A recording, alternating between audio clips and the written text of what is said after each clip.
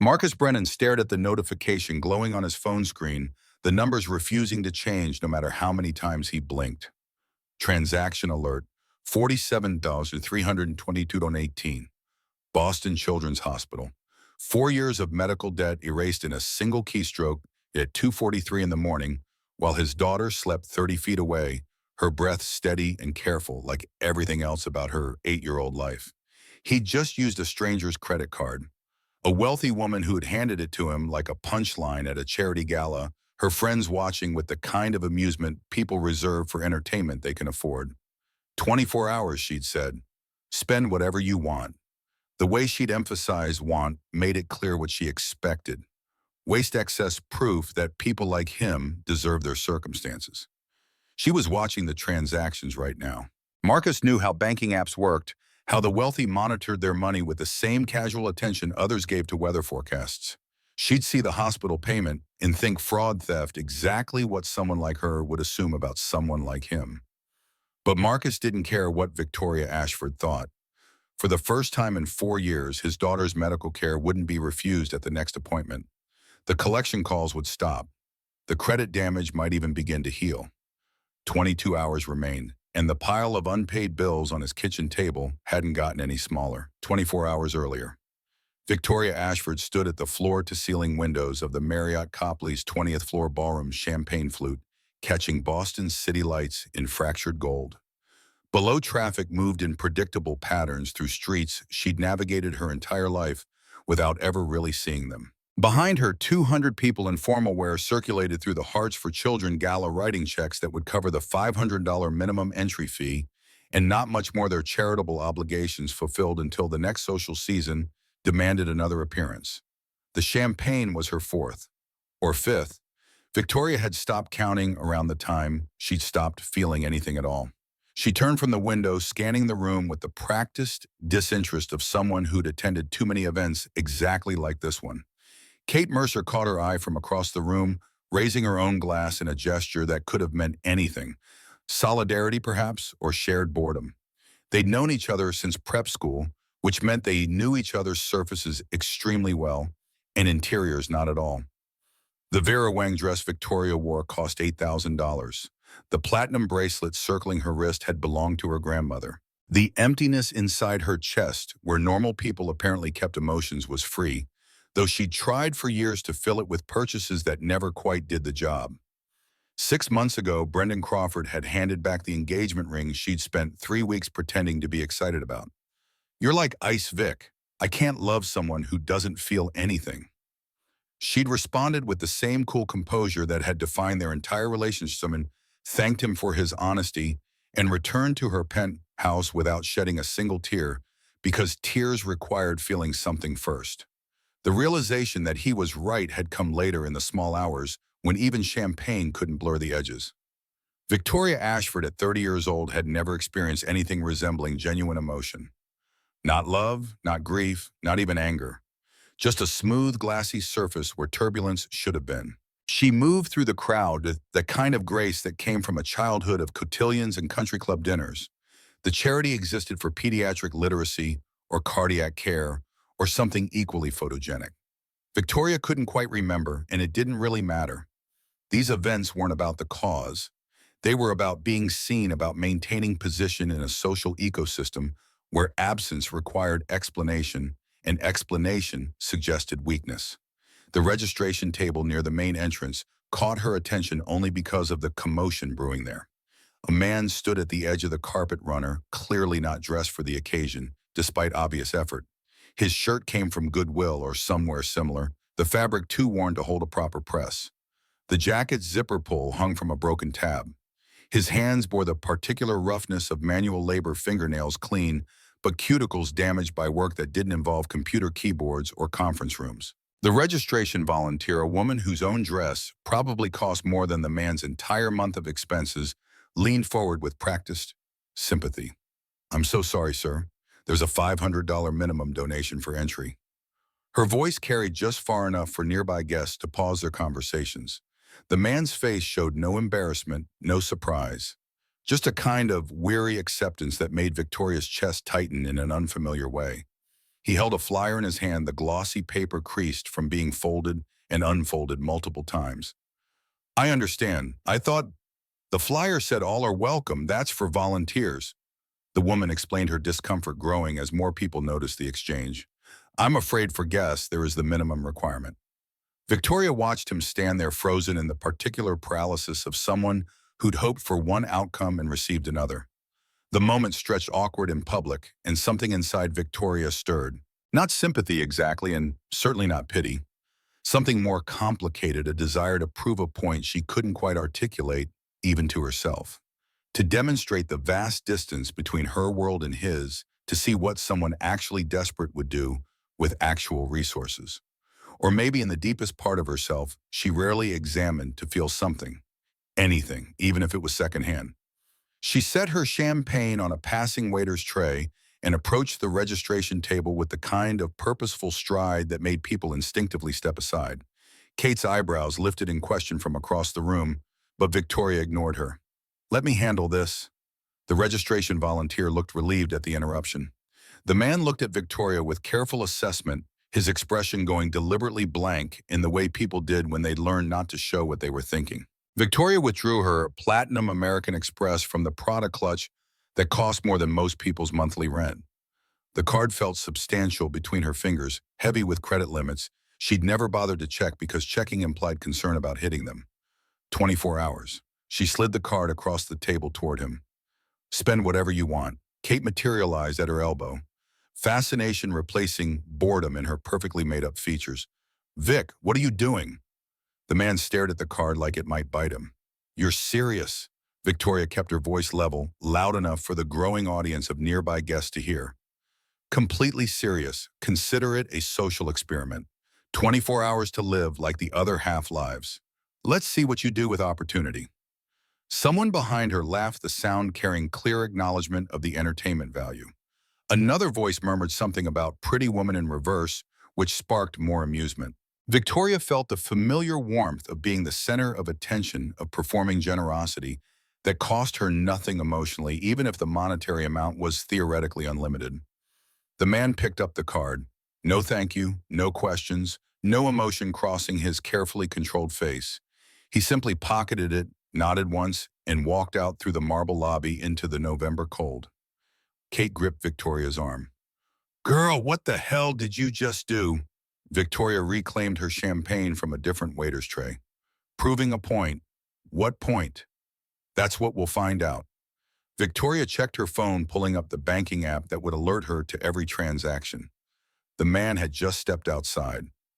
No purchases yet, which meant he was either too shocked to act or smart enough to wait until she stopped watching quite so closely. Give him a few hours. He'll head straight for something stupid. They always do. But even as she said it, Victoria felt that strange tightness in her chest again. The unfamiliar sensation that had sparked when she'd seen him standing at the registration table. She couldn't name it, didn't want to name it. Naming things made them real, and Victoria Ashford had built her entire life on keeping reality at a comfortable distance. The after-party filled Victoria's penthouse with the same people who'd been at the gala, just with better alcohol and more comfortable seating. The view from her windows in Beacon Hill showed the Charles River catching moonlight, the water moving in patterns as predictable as the conversations happening around her $12,000 leather sectional. Kate curled into the corner, seat shoes abandoned on the imported rug. Tell the story again, the whole thing. Victoria obliged, settling into the performance aspect of the narrative. The man at the registration table, the flyer clutched in his work-roughened hands the way he'd simply taken the card without a word. She embellished slightly, adding details about his expression that might or might not have been accurate because accuracy mattered less than entertainment value. He just took it, Kate's fiancé, Brendan different. Brendan, no relation to Victoria's ex, leaned forward with the kind of interest money usually bought. Didn't say anything. Not a word. Victoria pulled up her banking app again, refreshing the transaction screen. Nothing yet. Maybe he's too shocked to actually use it. Or too proud, Kate suggested, reaching for the wine bottle that cost more per glass than the mystery man probably spent on groceries in a week. He knows you're watching. He'll wait until you're asleep. Someone suggested casinos. Someone else predicted electronics, the kind of impulse purchase people made when sudden wealth made them stupid. The theories came fast, each one confirming what Victoria had suspected from the beginning. Given resources, people without discipline would prove exactly why they remained without resources. It was almost a kindness, really, to demonstrate this publicly. A lesson for everyone involved. Victoria checked her phone every 30 minutes, the lack of activity, somehow more frustrating than immediate spending would have been. The man was either very patient or very stupid, and she couldn't decide which irritated her more. The guests filtered out around 2 in the morning, Kate lingering by the door. "You sure about this experiment?" The question carried weight Kate probably didn't intend. 6 months ago, Kate had been the one to suggest Victoria might want to talk to someone about the broken engagement and about the Ice Queen thing Brendan had thrown at her like an accusation. Victoria had declined naturally. Therapy required admitting something was wrong, and admission suggested vulnerability she'd never learned to access. "I'm sure." Victoria held the door, already thinking about the California king bed waiting in her primary suite, the 1,000 thread count sheets that never quite felt warm enough. "It'll be fine. Worst case, I cancel the card tomorrow, and he gets nothing. Best case, I'm proven right about human nature." Kate kissed her cheek, the gesture automatic and meaningless. "Call me when he maxes it out on something ridiculous." But as Victoria closed the door and returned to her empty penthouse, silence pressing against her eardrums, she found herself hoping for something else entirely. Not proof of her worldview exactly. Just something. Some feeling that would confirm she was still capable of having them. She fell asleep with her phone on the pillow beside her, waiting for the alert that would tell her what kind of man she'd just handed unlimited credit to, waiting to feel something about the answer. 23 miles east, Marcus Brennan climbed 3 flights of stairs in a building where the elevator had been broken for 6 months, and the landlord had stopped pretending to care about fixing it. The hallway fluorescent light flickered in the same pattern it had maintained for weeks, casting shadows that made the peeling wallpaper look even more depressed than usual. He moved quietly past Mrs. O'Donnell's door. Maggie worked nights at the hospital, her shift starting at 4 in the morning, and she needed whatever sleep she could get before then. The woman had watched Lily for him countless times, accepting his promises to pay her back someday with the kind of grace that made his chest hurt. His apartment was small, 600 square feet divided into spaces with aspirational names: living room, kitchen, bathroom. The only real bedroom belonged to Lily because 8-year-olds needed privacy and stability more than 37-year-old fathers needed anything resembling personal space. Marcus eased her door open, watching her sleep in the glow of the nightlight, shaped like a rabbit. She'd picked it out herself 2 years ago, back when there'd been enough money for small luxuries like nightlights, chosen for whimsy rather than function. Her breathing came steady and careful, the way it always did since the surgeries. Even in sleep, Lily's body remembered to be cautious. The kitchen table held the familiar pile envelopes arranged in order of urgency rather than arrival. Marcus had stopped opening them weeks ago. The collection notices all said the same thing in slightly different words: pay us or face consequences. The consequences had already arrived. His credit was destroyed. His employment prospects remained non-existent. The only thing keeping them housed was the landlord's apparent reluctance to actually execute the eviction notice buried somewhere in the stack. He sat down, pulling Victoria Ashford's platinum card from his jacket pocket. In the dim light from the fixture above the table, the card looked like something from another dimension. Platinum. He'd never held a platinum card before, didn't know anyone who had. The weight felt different from regular plastic, substantial and serious. She thought he would spend it on himself. Marcus understood this with perfect clarity, reading it in her tone, her posture, the way her friends had watched like he was performing bare at a circus. They wanted a show. They wanted confirmation that people like him couldn't be trusted with resources, that poverty stemmed from character defects rather than circumstances. She wanted to be right. Marcus picked up the first envelope from the pile, sliding his thumb under the flap he'd been too afraid to open for months. Boston Children's Hospital. Patient account number BCH 2021-47891.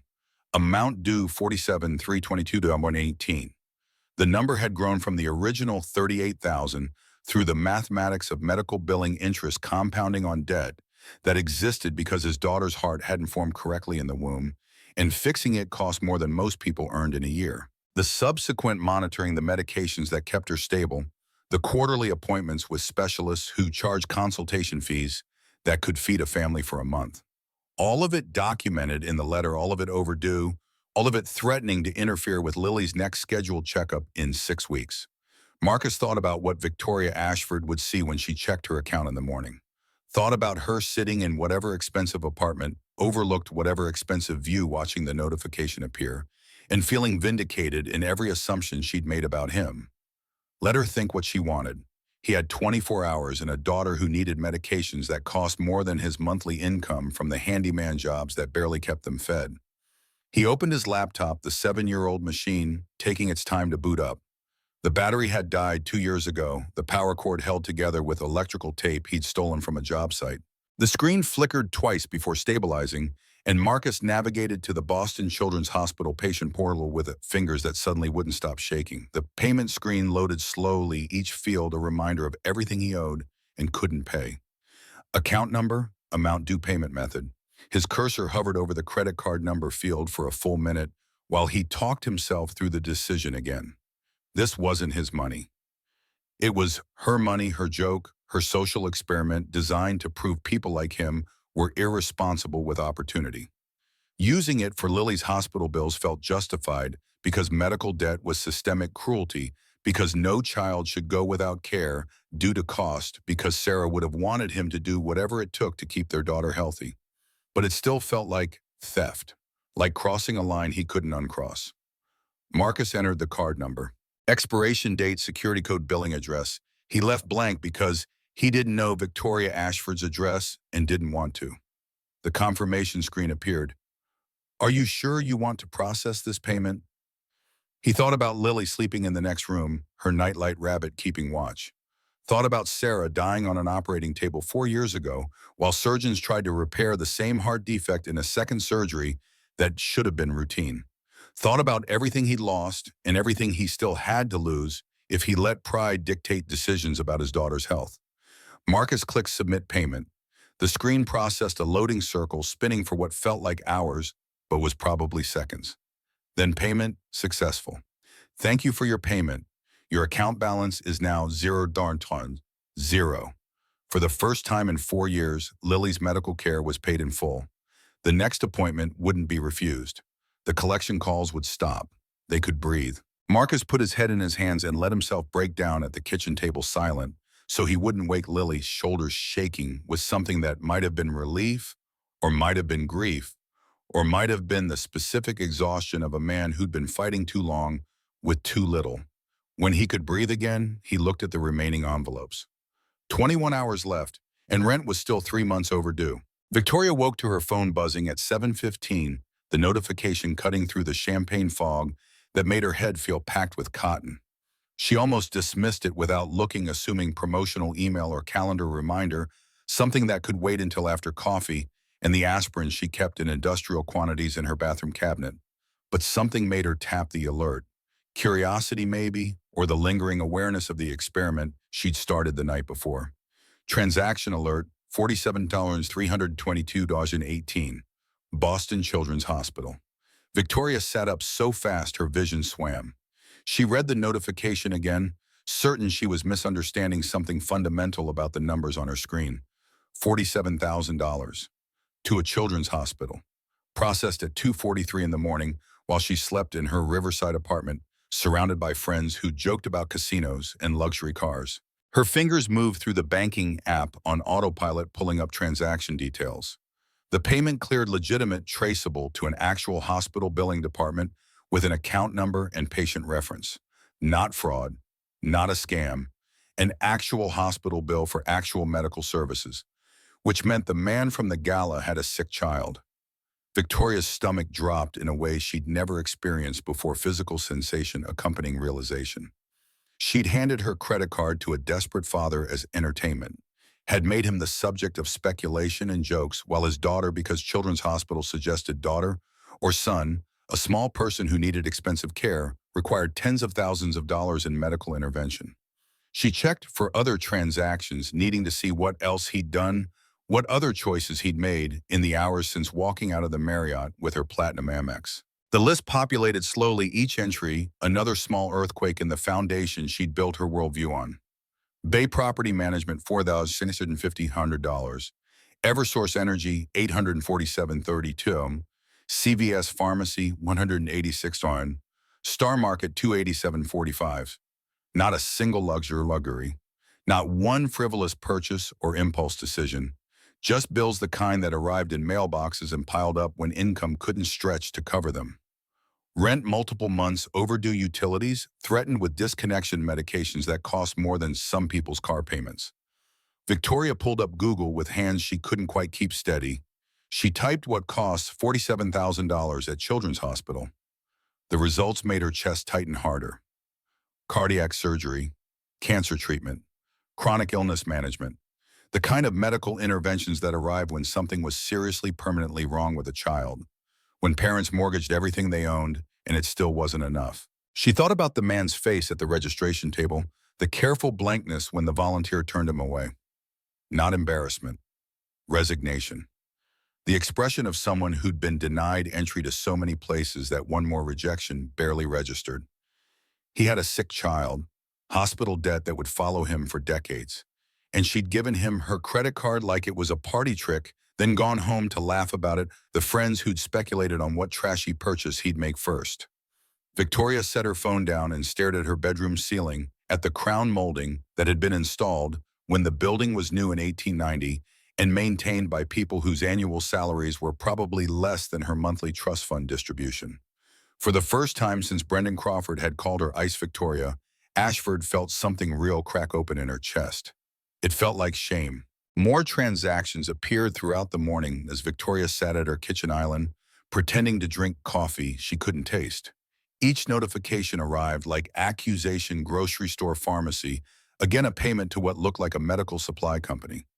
The man was methodically working through obligations, paying off debt that had accumulated while she'd been buying Vera Wang dresses and attending galas she couldn't even remember the purpose of. Her phone rang at 3:47. The caller ID showed her bank's fraud department, and Victoria answered, already knowing what they'd ask. Miss Ashford, this is Daniel Foster from Account Security. We're seeing the unusual activity on your Platinum card and wanted to verify these are authorized transactions. They're authorized, a pause diplomatic. I understand, but the pattern is quite atypical for your spending history.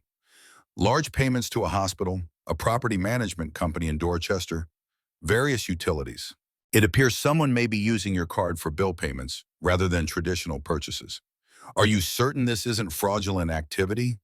Victoria almost laughed. The bank was confused because the transactions didn't match their algorithms for either legitimate spending or typical fraud. The man wasn't behaving like a thief or a consumer. He was behaving like someone desperately trying to keep his family alive, and the financial system couldn't categorize that. I gave the card to someone. It's voluntary, a complicated situation. Another pause longer this time. You gave your Platinum card to someone else to use 24 hours as a sort of experiment. Daniel Foster's professional composure cracked slightly disapproval leaking through. I see. Well, the transactions are authorized then, but I should mention the spending has exceeded your typical monthly amount by a significant margin. Would you like me to place a limit or flag further purchases known? Victoria watched another notification appear. Even as they spoke Star Market, again smaller amount this time, let it continue. After disconnecting, she found herself dialing a different number one she'd obtained through means she didn't want to examine too closely. Connections favors the kind of access money bought when you knew which hands to grease. Hospital billing departments kept records. Records contained contact information. It had taken 3 calls and some creative explanations, but she had what she needed. The private investigator answered on the second ring. Trevor Nash, his voice carrying the professional neutrality of someone paid to ask no questions. Miss Ashford, what can I do for you? I need information on someone. A man, approximately 37, tall, manual labor background. He was at the Hearts for Children gala last night at the Marriott Copley, left early. His daughter is a patient at Boston Children's Hospital. Trevor's keyboard clicked in the background. That's not much to work with. Cross-reference with the hospital's billing. Recent payment, $47,000. Patient account number, BCH 2021-47891. The clicking stopped. Miss Ashford accessing hospital records without authorization is legally questionable. It'll cost extra. Victoria looked out her penthouse windows at the river below, at the city she'd lived in her whole life without really seeing. Do it, whatever it costs. 2 hours later, Trevor delivered. The report came via encrypted email, professional and thorough and utterly damning. Marcus Brennan, age 37, date of birth, March 12, 1988. Current address, 347 Dorchester Avenue, Unit 3F. Daughter Lily Brennan, age 8, cardiac patient at Boston Children's Hospital. Wife Sarah Brennan, deceased 2021. Last known employment, Ashford Development, 2017-2021. Victoria read the last line 3 times each reading, driving the information deeper like a stake. Ashford Development, her father's company. Marcus Brennan had worked for her. Father had been employed at the family business until 4 years ago, right around the time his wife died. 4 years ago, 2021. The same year Sarah Brennan's death was recorded. Victoria's hands started shaking as she reached for her phone, pulling up her father's contact. The call connected after 2 rings, Graham Ashford's voice carrying the distracted tone of someone interrupted during something important. Dad, I need to ask you something. What is it, sweetheart? Papers rustled in the background. Probably contracts or reports from the development projects that had built the family fortune. Do you remember a Marcus Brennan worked for you 2017 to 2021? Silence stretched long enough that Victoria knew he'd heard the question and was deciding how to answer. Name sounds familiar. Why I need to know what happened? Why did he leave Vic? I don't remember every employee. We have 200 people on payroll at any given time. Try, it's important. Graham sighed, the sound carrying both irritation and something else Victoria couldn't identify. There was a site incident, crane accident, someone got hurt. We had to let people go for liability reasons. Marcus was hurt saving someone, wasn't he? I don't remember details. It was 4 years ago. The timeline snapped into sharp relief. Sarah Brennan died in 2021. Marcus got fired in 2021. The connection couldn't be coincidence. Dad, tell me the truth. He violated safety protocols entering an active crane zone. We had no choice but to terminate his employment. It was a liability issue. The company had to protect itself. Victoria knew when her father was lying. His voice rose slightly. Words came faster, emphasis landed in wrong places. Graham Ashford was lying about Marcus Brennan, and the lie meant something terrible had happened that Victoria's family had been part of. She ended the call without goodbye, something she'd never done before in 30 years of being Graham Ashford's dutiful daughter. The phone felt heavy in her hand, weighted with information she couldn't unknow. Marcus Brennan had worked for her father's company, had been fired 4 years ago for reasons Graham was lying about, had lost his wife the same year, had been left with a daughter who needed expensive cardiac care and medical debt that would have destroyed anyone's credit. And Victoria had handed him her credit card as a joke, had turned him into entertainment for friends who'd speculated about casinos and designer sneakers, while he'd used every dollar to keep his family alive. The shame in her chest cracked wider, letting in something that felt dangerously close to actual emotion. Victoria drove to Dorchester at 5 in the evening, the Mercedes feeling obscene on streets where cars were functional rather than fashionable. The address Trevor provided led her to a neighborhood she'd never spent time in, blocks of 3-story buildings that had probably been modest middle-class housing 60 years ago and had declined steadily since. She parked a block from 347 Dorchester Avenue, suddenly uncertain what she was doing here or what she'd hoped to accomplish. Observing felt invasive, approaching felt impossible, but sitting in her penthouse waiting for more transaction notifications had become unbearable. The building stood between a corner bodega with security bars on the windows and a laundromat that looked unchanged since the 80s. The front steps needed repair, concrete cracked and uneven. A handwritten sign on the door announced the elevator was out of service, though Victoria suspected it had been out of service for considerably longer than the temporary sign suggested. She watched the entrance from her car, feeling like exactly what she was, a wealthy woman slumming in a neighborhood she had no business being in, watching people whose lives she'd never understand. Children played on a small, concrete area that served as a playground, their shouts carrying through the cooling evening air. A woman pushed a stroller past, nodding to someone Victoria couldn't see. Life happened here, ordinary and ongoing, completely separate from the world Victoria inhabited. Then they emerged. Marcus Brennan and his daughter, hand in hand, the girl small for 8 years old, and moving with the kind of careful deliberation that suggested her body had taught her to be cautious. Marcus leaned down to hear something she said, his complete attention focused on her words. Victoria's chest constricted watching them. The girl's dark hair caught the streetlight as they paused at the corner bodega. She pointed at something in the window display, something Victoria couldn't see from this distance. Marcus knelt to her level, speaking quietly, and the girl nodded with the kind of acceptance that made Victoria's eyes burn. They continued walking without entering the store. Whatever the girl had wanted, Marcus had explained why they couldn't have it, and she'd accepted without argument. The transaction was so ordinary and so heartbreaking that Victoria had to look away. They ended up at the small playground where other children were already playing. Lily, because this had to be Lily, the 8-year-old with the cardiac condition that had cost $47,000, approached a girl around her age with shy enthusiasm. The other girl's face lit up.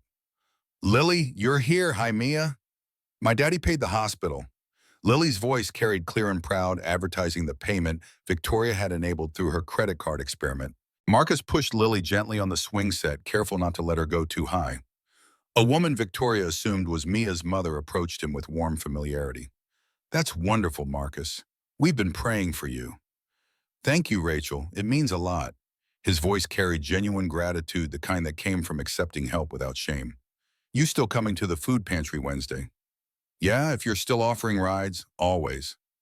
Victoria sat in her Mercedes watching this exchange and felt the final pieces of her worldview collapse. Marcus Brennan went to food pantries, relied on neighbors for transportation, raised his daughter in a building with a broken elevator and cracked front steps. And he'd used her credit card not for luxuries or entertainment, but for medical bills and rent and groceries. He'd proven exactly the opposite of what she'd expected to prove. The wealthy woman in the expensive car watching a desperate father and his sick child play on a public playground. Victoria saw herself clearly for perhaps the first time in her life, and the image was devastating. She started the Mercedes and drove back to Beacon Hill in absolute silence, not trusting herself to turn on music or radio or anything that might drown out the thoughts screaming in her head. The leather seats felt too soft. The climate control felt too precise. Everything about her life felt like obscenity next to what she'd just witnessed. Victoria parked in her building's garage and took the elevator to her penthouse, each floor ascending, feeling like descent into something she couldn't name. She let herself into 1,200 square feet of carefully curated emptiness, all the furniture and art and expensive finishes suddenly looking like exactly what they were, attempts to fill space that didn't want filling. Her phone showed 2 more notifications. Star Market again, CVS again. Marcus Brennan working through the 24 hours she'd given him with the same methodical care he probably applied to everything in his life. Victoria sat on her $12,000 sectional and felt for the first time since Brendan Crawford had called her ice, something that might have been tears trying to happen. They didn't come. She still didn't know how to cry, still couldn't access whatever mechanism normal people use to process emotion through physical release. But the wanting to cry was new. The understanding that something inside her had broken in a way that needed breaking was new. The recognition that she'd been wrong about everything had built her entire understanding of human nature on foundations of privilege and contempt was so new it hurt. 24 hours to spend whatever you want. She'd meant it as proof of others' weakness. Instead, Marcus Brennan had proven her own, had shown her exactly what happened when resources met actual need instead of manufactured want. And somewhere across the city, in a 3-floor walk-up with a broken elevator, a man she'd turned into entertainment was putting his daughter to bed in the only real bedroom their apartment contained, probably wondering if the wealthy woman who'd given him her credit card would cancel it before he could finish paying the bills that kept them alive. Victoria looked at her phone one more time. 15 hours remained on the experiment. She didn't cancel the card, didn't set limits or restrictions, or do anything except watch the notifications arrive and feel the shame in her chest crack wider with each one. Ice melted when enough heat hit it. Victoria Ashford was learning this lesson 24 hours too late. The doorman called up at exactly 8 o'clock Sunday evening, his voice carrying the particular discomfort of someone delivering news his employer might not want to hear. "Miss Ashford, there's a Marcus Brennan here to see you." Victoria had spent the last hour preparing for this moment, without knowing what preparation actually meant. She'd changed clothes 3 times, settling on jeans and a cashmere sweater that cost what most people spent on winter wardrobes, but at least didn't scream wealth quite as loudly as the Vera Wang. She'd poured wine she couldn't drink, opened her laptop to emails she couldn't read, paced between rooms in her penthouse until the river view from every window felt like accusation. Send him up. The elevator would take 45 seconds. Victoria counted them, each one stretching longer than physics allowed. When the knock finally came, she opened the door to find Marcus Brennan standing in her hallway like he'd materialized from a different dimension entirely. He stopped at her threshold, refusing to step onto the imported rug that probably cost more than his monthly rent, even before he'd paid the back amount with her credit card. His boots carried street dirt she would have paid someone to clean without thinking about it. His jacket was the same one from the gala zipper still broken. You can come in. I'm fine here. Just returning this. He extended her platinum Amex alongside a manila folder thick with papers. Everything's documented, every transaction, every receipt. You can see exactly where it went. Victoria took the folder but didn't open it, too focused on Marcus's face. He looked exhausted in a way that went deeper than missed sleep, the kind of tired that accumulated over years rather than hours. She'd seen his expression at the gala and misread it completely. What she'd taken for resignation was actually conservation, the careful management of energy by someone who'd learned he couldn't afford to waste any. How much is left on what I spent? It's in the folder. Total comes to $53,292.95. Everything itemized, everything accounted for. I meant you didn't spend anything on yourself. I spent it on my family. Same thing. Victoria heard the distinction he was making, the refusal to pretend he'd indulged in anything unnecessary. I meant you didn't buy anything just because you wanted it. No luxuries, no treats, nothing frivolous. Something that might have been laughter crossed Marcus's face, bitter and brief. When was the last time you worried whether your kid would have a place to sleep next month? When was the last time you chose between medication and groceries? The questions landed like punches because Victoria had no good answers. Never and never, which was exactly his point.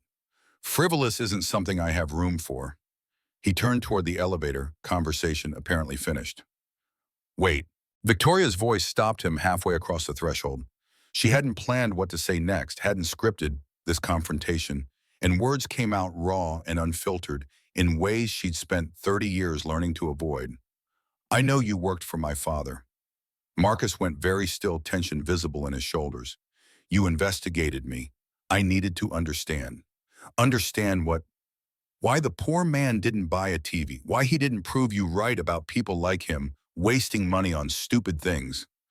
His voice carried exhaustion rather than anger, like they were having a conversation he'd conducted too many times to find energy for fresh outrage. I was wrong about all of it. Yeah, you were. He met her eyes directly, no flinching or deflection. You wanted to prove something about people like me. I wanted to prove something too. What that money isn't a measure of worth, that how someone spends matters more than how much they have. That being poor doesn't mean being foolish or greedy or less than human. He paused, each word deliberate. I think I proved my point better than you proved yours. Marcus left without waiting for response. Victoria stood in her doorway, listening to his footsteps recede the elevator doors, closing with mechanical finality.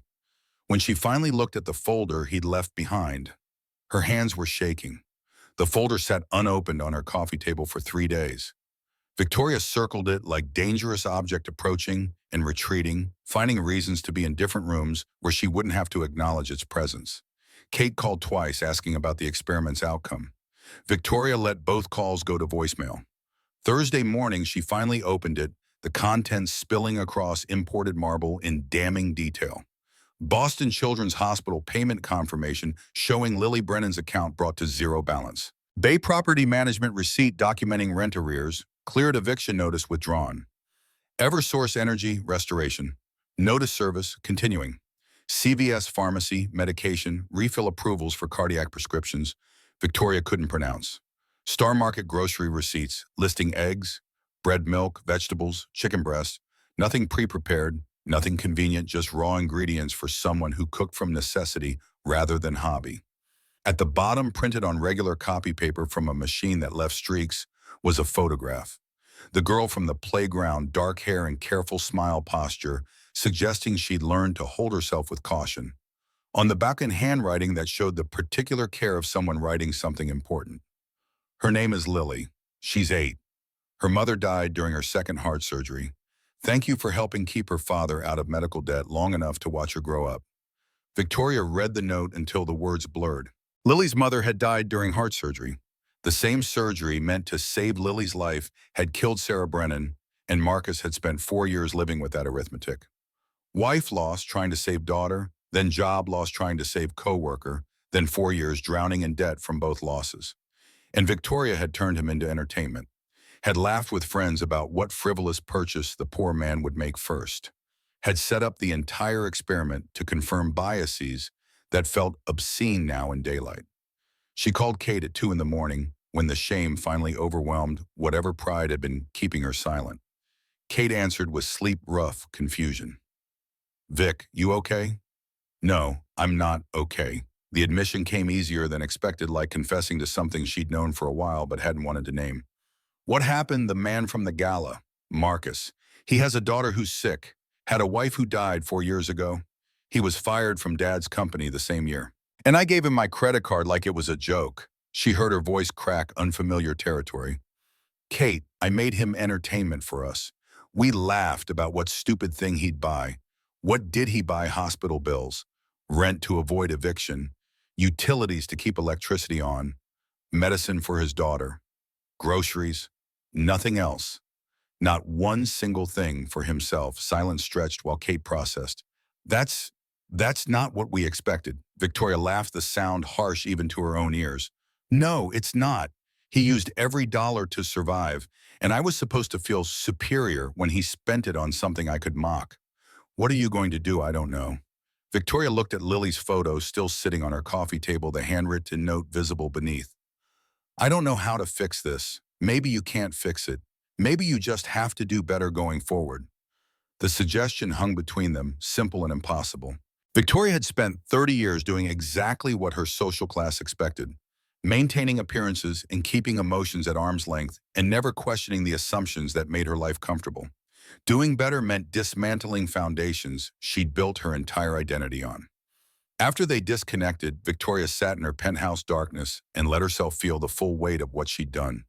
The ice Brendan Crawford had accused her of hiding behind was melting, and underneath was something raw and painful and possibly necessary. Growth hurt. Change hurt. Becoming a better version of yourself required acknowledging how terrible the current version was. She fell asleep on the couch with Lily's photo clutched in her hand, dreamless and heavy. Victoria called Trevor Nash Friday morning, the private investigator answering with the professional cheer of someone expecting repeat business. Miss Ashford, what can I do for you this time? I need everything about the Ashford Development Site accident, November 2021. OSHA reports internal communications witness statements. Everything that exists. Trevor's keyboard clicking paused. That's your father's company. I know, you're sure you want this? Could get uncomfortable, I'm sure. Victoria looked at Lily's photo propped against her laptop. Whatever it costs, whatever you have to do, find out what really happened. The report arrived 48 hours later in an encrypted email containing documents Victoria wished she could unread. OSHA Incident Report Number 2021, MA 4789, detailing crane load failure, resulting in 1 employee injury, 1 employee narrowly avoiding serious harm. Crane operator identified as Jake Morrison, nephew of Ashford Development, VP Robert Morrison. Cable securing mechanism found improperly fastened, safety protocols violated at operator level. But the internal emails were worse. Graham Ashford to HR Director Margaret Wells. Find a way to protect Jake, he's family, and Robert's been with the company 15 years. We can't let this derail his career. Wells to Graham. We can attribute fault to Brennan. He entered the active crane zone without authorization. Technically a violation, even though he was preventing injury to the new hire. Graham, do it. Offer settlement if Brennan pushes back. $15,000 should be enough to make this go away quietly. HR file notation showed Marcus had refused the settlement. Offer had insisted he'd done nothing wrong, saving Ethan Walsh from being crushed. Ashford Development's response was documented in emails that made Victoria's stomach turn. Spread the word that Brennan is difficult, confrontational, a liability risk. Make sure other contractors know we had to let him go for safety violations. The blacklisting had been systematic and intentional. Marcus Brennan had saved someone's life and been destroyed for it. His employment prospects poisoned throughout the industry by a company that chose protecting executive family over protecting the truth. Victoria's father had orchestrated the entire thing. She drove to Ashford Tower without calling ahead, without giving Graham warning or time to prepare explanations. The elevator to the executive floor felt like ascending toward confrontation she'd spent 30 years avoiding, but retreat wasn't available anymore. Not after reading those emails. Not after understanding what her family had done. Graham's assistant tried to intercept her. "He's in a meeting," Victoria walked past without slowing. She'd grown up in this building, knew every hallway and office, and nobody stopped the boss's daughter when she moved with purpose. Graham looked up from his desk, surprise giving way to pleasure. "Vic, what brings you here?" She dropped Trevor's folder in the middle of his contract drafts. "Marcus Brennan." Graham's expression hardened immediately, warmth vanishing like someone had flipped a switch. "Where did you get this?" "You lied to me. About the accident, about why he was fired, about everything." "Those are internal company documents. They're confidential. He saved someone's life, and you destroyed his career." Victoria heard her voice rising, control slipping, and didn't care. "You protected Jake Morrison because he's Robert's nephew. You blamed Marcus to cover up nepotism. I protected the company." Graham stood authority radiating from 6 feet of height and 30 years of executive presence. "One employee isn't worth litigation and regulatory scrutiny that could damage everything I've built. One employee whose wife had just died, who had a daughter who was 4 years old and sick. You knew his situation. I knew he had family." "Most people do." Graham's voice carried dismissal, the conversation boring him. "That doesn't change business decisions. We had liability to manage." Liability. Victoria repeated the word like she'd never heard it before. "His wife died during their daughter's surgery. 3 weeks later, he came back to work because he needed insurance for her medications. And you fired him for saving someone. He violated protocol entering an active crane zone. The crane operator was drunk. Jake Morrison was drunk on the job, and you covered it up." Graham's jaw tightened, the only indication she'd struck nerve. "You don't know what you're talking about." "I know exactly what I'm talking about." Victoria pulled out the OSHA report, the sections highlighting Jake's failures. "I know you blamed Marcus to protect your VP's nephew. I know you blacklisted him to make sure he couldn't find other work. And I know you've been lying about it ever since." "Victoria," Graham's voice dropped to dangerous quiet, "you need to be very careful about accusations. This is my company, my reputation, my legacy you're attacking. Your legacy is built on crushing people like Marcus Brennan. People who did everything right and got punished for it because protecting them was inconvenient." One employee, Graham's composure finally cracked, volume rising. "Against 200 others who depend on this company staying profitable and avoiding lawsuits. I made a business decision. You made a choice." Victoria felt something fundamental shifting in her understanding of her father, the man who taught her to ride bikes and attend galas and never questioned where money came from. "You chose Jake Morrison over Marcus Brennan. You chose your VP's comfort over doing what's right. You chose wrong. Get out of my office. I'm going." Victoria gathered Trevor's folder documents that proved everything she'd accused. "But Dad, I gave Marcus Brennan my credit card 2 weeks ago. He used it for hospital bills and rent and groceries. Nothing else. He's a better person than either of us will ever be." She walked out before Graham could respond, elevator descent, feeling like falling towards something rather than away from it. Her phone buzzed before she reached the ground floor. Text from her father, 6 words, "You're making a terrible mistake." Victoria deleted it without responding. The only mistake was taking 30 years to see her father clearly. Kate called the next morning with news delivered in the careful tone of someone unsure how their information would be received. "Vic, I ran into Rachel Murphy at the charity committee meeting yesterday. You know Lily's friend, Mia's mother?" Victoria's hand tightened on her coffee mug. "What did she say?" "Lily needs another surgery. Cardiac catheterization, possibly full surgical intervention. Costs around $35,000 out of pocket that Marcus doesn't have." The coffee turned to ash in Victoria's mouth. "When soon? Within 4 weeks, or the condition worsens?" Rachel said Marcus is working triple shifts, trying to save up, but there's no way he'll make it in time. Victoria set down her mug before she dropped it, hands shaking with something that felt like anger and fear combined. 4 weeks, $35,000. Marcus had just cleared his medical debt using her card, and now Lily needed more surgery that would bury him again. Thanks for telling me. What are you going to do? The question Victoria had been asking herself since finding Trevor's report, since confronting her father, since realizing the full scope of damage her family had caused. I don't know. He won't accept charity. This isn't charity. Kate's voice carried certainty Victoria envied. This is his daughter's life. He specifically told me he doesn't want my help, that I can't fix what's broken with money, then fix it with something else. Victoria disconnected and stared at her laptop at the folder of Ashford development documents still sitting on her desk. Money couldn't repair what Graham had destroyed, but maybe justice could. She called Trevor again, third time in 2 weeks. He answered with knowing amusement. Miss Ashford, becoming a regular client. Can Marcus Brennan still sue Ashford Development for wrongful termination? After 4 years, Trevor's keyboard clicked. Massachusetts statute of limitations for employment cases is 3 years. He's past deadline. What about fraud? If the company knowingly concealed information or intimidated him into not pursuing legal action, fraud extends the statute. Trevor's tone shifted to professional interest. You have evidence of concealment. I have emails showing systematic cover-up and intentional blacklisting. Witness who can testify Jake Morrison was impaired on the job. Documentation that Marcus was offered settlement contingent on staying quiet. That's textbook fraud extension. He could absolutely sue. But Miss Ashford, this would mean suing your father's company. Publicly. It'll be in court records, potentially media coverage. Victoria thought about Marcus refusing her help about Lily needing surgery. Marcus couldn't afford about 4 years of debt and struggle caused by decisions her father made to protect someone else's nephew. I know.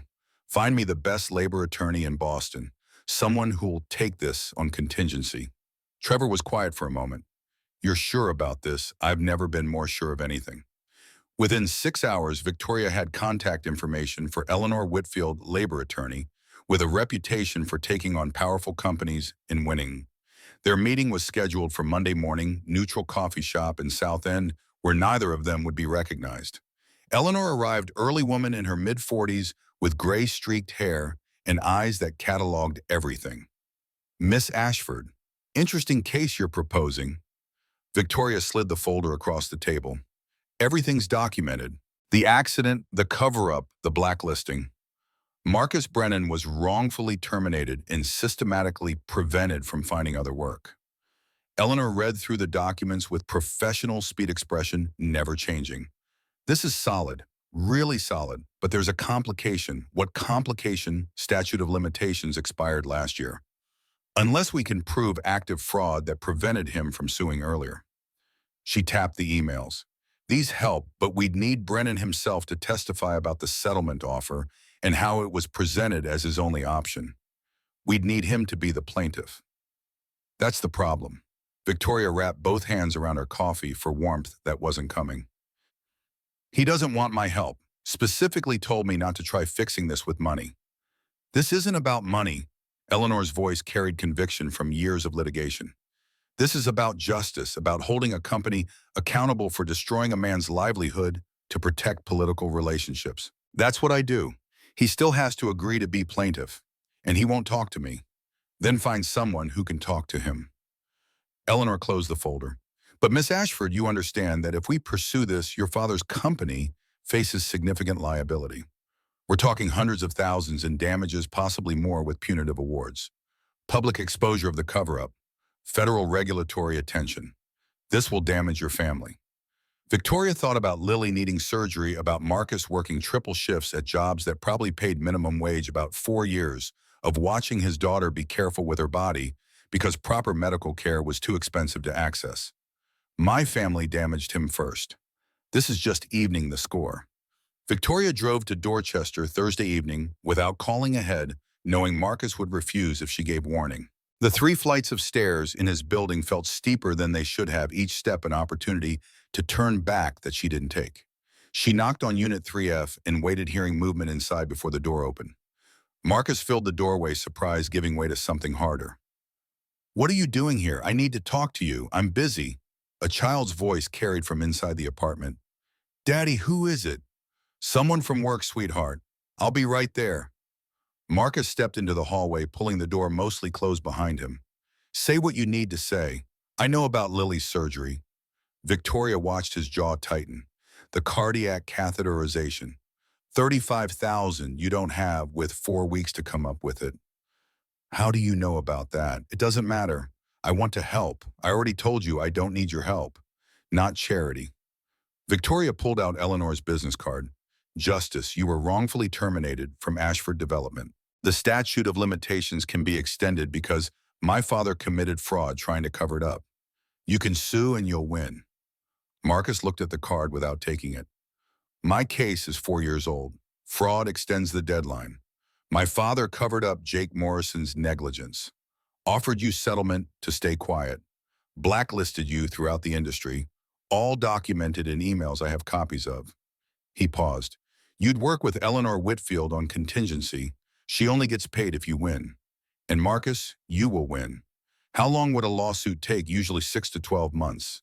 But Eleanor can petition for expedited discovery given Lily's medical situation. Maybe 4 months for settlement. Marcus's expression didn't change. Lily's surgery is in 4 weeks. I know. That's why Victoria caught herself before offering money, remembering his earlier rejection. That's why this matters. The settlement would cover her surgery and everything else. Set you up financially so you never have to choose between rent and medication again. If I lose, you won't. The evidence is overwhelming. Victoria met his eyes. But even if you did, you'd only be out time. No upfront costs, no financial risk. Why are you doing this? Marcus's voice carried suspicion earned through 4 years of being kicked by systems supposed to help him. Because my father was wrong. What happened to you was wrong. And I have the power to help make it right. She paused. I'm not asking you to trust me. I'm asking you to let Eleanor review the case independently. Talk to her. Hear what she has to say. Then decide. This would mean suing your father's company. Publicly. You're okay with that? Victoria thought about Graham's voice on the phone, dismissive of Marcus's losses because they were inconvenient to acknowledge. Thought about Jake Morrison getting protected while Marcus got destroyed. Thought about Lily being careful on playground equipment because her heart had holes in it that expensive surgery could fix if only her father could afford it. I'm more than okay with it. I'm insisting on it. What Ashford Development did to you was illegal and immoral. They should be held accountable. Marcus studied her face for long enough that Victoria felt exposed to every assumption she'd ever made about poverty and character being examined and judged. Finally, what if I said I don't want justice? What if I just want to be left alone to handle this myself? Then I'd ask if you're making that choice because it's really what you want, or because pride is easier than accepting help. Victoria heard her own voice soften, losing the business edge. I know what my father did to you gives you every reason not to trust anyone named Ashford. But Lily shouldn't suffer because Graham made terrible choices 4 years ago. Lily isn't your responsibility. No. But fixing what my family broke is. Victoria extended Eleanor's card again. Please, just talk to her. That's all I'm asking. Marcus took the card, this time turning it over in his hands like testing weight. I need to think about it. You have 3 weeks before Lily's surgery gets critical. The offer isn't going away. She left before he could refuse definitively, footsteps echoing in the stairwell as she descended toward her Mercedes parked like beacon of wealth on a street where wealth meant having rent paid through the month. The drive back to Beacon Hill felt longer than geography justified, every mile stretching with uncertainty about whether Marcus would actually call Eleanor or if pride would stand between Lily and the care she needed. Victoria's phone rang as she pulled into her building's garage. Eleanor Whitfield, voice carrying satisfaction. He called. Marcus Brennan just called me, and he wants to meet tomorrow. Review the evidence independently, hear the case breakdown. Eleanor paused. Miss Ashford, I think he's going to do this. Relief hit harder than Victoria expected, physical sensation in her chest, like something unlocking. Thank you for taking this seriously. This is the kind of case I became a lawyer for. Powerful company crushing working people to protect executives. I'd do this pro bono if money weren't an object. Eleanor's voice hardened with professional anger. What your father's company did to Marcus Brennan is exactly the abuse employment law exists to prevent. Keep me updated every step. Eleanor disconnected, leaving Victoria sitting in her car in the parking garage beneath her building, hands still shaking with the realization that something was actually happening. Marcus was considering the lawsuit. Justice might actually arrive for someone who deserved it. Her phone buzzed with a text from an unknown number. Victoria stared at the message for a full minute before accepting that it was real. From Marcus, thank you for the attorney contact. We'll let you know what I decide.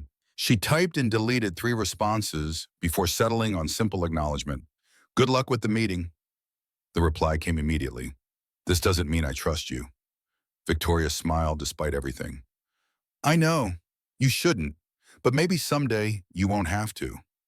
No response came, but Victoria hadn't expected one. Trust was earned slowly by people who'd been betrayed systematically. All she could do was prove through actions what words couldn't establish. That she meant what she said about making things right. That some Ashfords were capable of choosing justice over family loyalty when those things came into conflict. She rode the elevator to her penthouse, exhausted in ways that had nothing to do with physical tiredness. Emotional labor was real labor, she was discovering.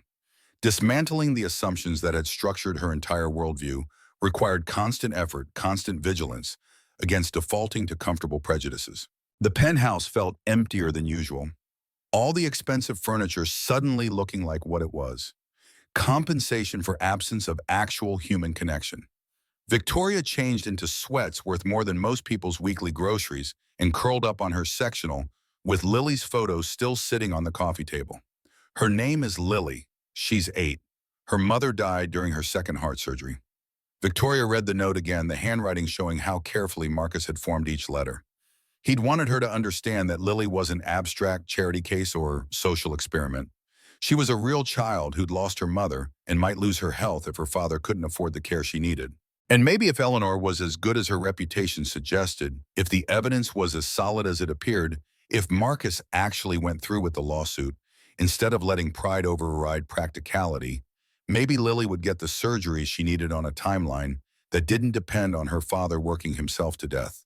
Maybe justice was possible, even when it meant destroying the relationship between Victoria and her father permanently, even when it meant choosing strangers over family, even when it meant admitting that everything she'd believed about poverty and character had been not just wrong, but actively harmful. Victoria fell asleep on the couch again. Lily's photo, the last thing she saw before exhaustion pulled her under. In her dreams, she was 8 years old herself, playing on playground equipment with a father who taught her that money measured worth and poverty indicated failure. The dream father had Graham's face, and dream Victoria believed everything he said because believing was easier than questioning. She woke at 3 in the morning with tears on her face, the first she'd cried since childhood. The ice was definitely melting. Eleanor called Monday afternoon with updates delivered in the clipped efficiency of someone who'd already made decisions. Marcus signed retainer agreement. We're filing Wednesday. Wrongful termination, fraud retaliation, intentional infliction of emotional distress. Damages at $500,000 plus punitive. Victoria's hand tightened on her phone. $500,000 conservative estimate. Eleanor's voice carried satisfaction. He lost 4 years of income, sustained credit damage, psychological harm, and was prevented from working in his field through systematic blacklisting. That's worth significant money under Massachusetts law. We're also requesting expedited discovery given Lily's medical timeline. How did Marcus react to the amounts? Didn't care about money? Eleanor's tone suggested this surprised her. Only asked if we could win fast enough to help Lily. I told him settlements usually happen within 4 to 6 months, but we'd push for faster resolution. And if Ashford Development refuses to settle, then we go to trial and they lose bigger. Victoria, I've been doing this 20 years. Your father's company doesn't have a defense. The emails alone are devastating. Witness testimony will bury them. When does it become public record? Wednesday, when we file. Eleanor paused. Your father will know by Thursday morning. Media might pick it up depending on slow news day. You prepared for that? Victoria thought about Graham's face when she confronted him, the cold dismissal of Marcus's situation as a relevant business concern.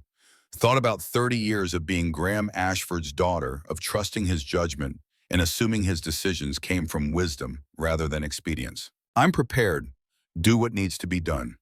The complaint was filed Wednesday at 9 in the morning, hitting Suffolk County Superior Court's electronic system with all the subtlety of bomb detonation. Eleanor sent Victoria a copy by noon, 40 pages of legal precision, outlining every failure, every lie, every calculated decision Ashford Development had made to destroy Marcus Brennan's career while protecting Jake Morrison's. The Boston Globe picked it up by Thursday morning. Construction worker sues Ashford Development over alleged hero firing, ran above the fold complete with photo of Marcus that looked like it came from LinkedIn before his account went dormant. The article outlined the basic facts: crane accident, employee saving coworker, wrongful termination, 4 years of unemployment and medical debt. Social media caught fire by afternoon. Hashtag Ashford Development trended on Twitter with comments ranging from outrage to skepticism to support. Someone found Marcus's address and started a GoFundMe that Victoria reported immediately because the last thing he needed was internet strangers turning his daughter's surgery into crowdfunding spectacle. Graham called at 3 voice-carrying fury Victoria had rarely heard directed at her. What the hell have you done? Help someone you hurt get justice. You helped him destroy this company. Do you understand what happens when this kind of accusation goes public? Government contracts were bidding on financing arrangements, partnerships, all of it jeopardized because you decided to play white knight for some ex-employee who can't accept responsibility for his own termination. Victoria kept her voice level through effort. He was terminated for saving someone's life. You terminated him to protect Jake Morrison. The emails prove it. Those emails are internal company communications. How did you even get them? I hired a private investigator. Not illegal when the information proves fraud. Graham's breathing came harsh through the phone line. If you continue with this, you're cut off. Trust fund company inheritance, everything. I will not support a daughter who actively works against family interests. The threat should have terrified her. 30 years of financial security gone with a signature. But Victoria discovered something interesting about fear. It lost power when you'd already decided the price was worth paying. Do what you need to do, Dad. I'm doing what I need to do. You'll regret this. The only thing I regret is taking 30 years to see what kind of man you actually are. She disconnected before he could respond, hands steady despite knowing she'd just burned the bridge back to the only life she'd ever known. Kate called within the hour. Your father just cut you off. Trust fund everything. Are you okay? Victoria looked around her penthouse at the $12,000 monthly rent she could afford for maybe 3 more months before savings ran dry, at the furniture and art and expensive emptiness that had defined her existence. Yeah, I'm okay. Better than okay, actually. What are you going to do? Get a job. Victoria heard herself laugh, the sound surprising. I've never worked a day in my life. Time to start, doing what I don't know yet. Something that matters. Something that helps people instead of just taking up space. She paused. Kate, I spent 30 years being useless. I'd like to try being useful for a change. After they disconnected, Victoria pulled up job search websites with the growing awareness that her resume consisted of education she'd coasted through and social connections she'd inherited. No work history, no practical skills, nothing that would convince anyone to hire her for anything meaningful. But she had knowledge of how nonprofit boards functioned, had attended enough charity galas to understand fundraising mechanisms. Housing advocacy organizations existed throughout Boston, groups fighting the exact kind of displacement Marcus had nearly experienced. Maybe they needed someone who understood how wealthy donors thought, who could translate need into language that opened checkbooks. It wasn't much, but it was somewhere to start being the person she wanted to become instead of the person she'd accidentally been for 30 years. Victoria started drafting applications, each one a small step away from Victoria Ashford, the trust fund recipient, towards someone who might eventually deserve Marcus Brennan's respect. The work was humbling and necessary and felt more real than anything she'd done in 3 decades of expensive emptiness. Outside her windows, Boston moved through evening rush hour.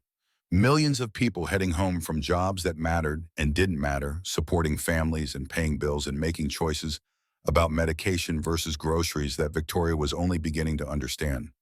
Somewhere in Dorchester, Marcus Brennan was probably putting Lily to bed, reading her stories about characters who faced challenges bigger than themselves and found courage to keep fighting.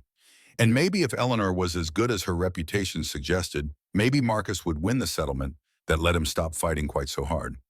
Maybe justice was possible after all. Not because the system worked, the system had failed Marcus completely, but because sometimes people with power chose to use it correctly even when correction meant sacrificing everything comfortable about their lives. Victoria fell asleep at her laptop job applications half finished, dreams full of playgrounds and children who moved carefully because their bodies had taught them caution.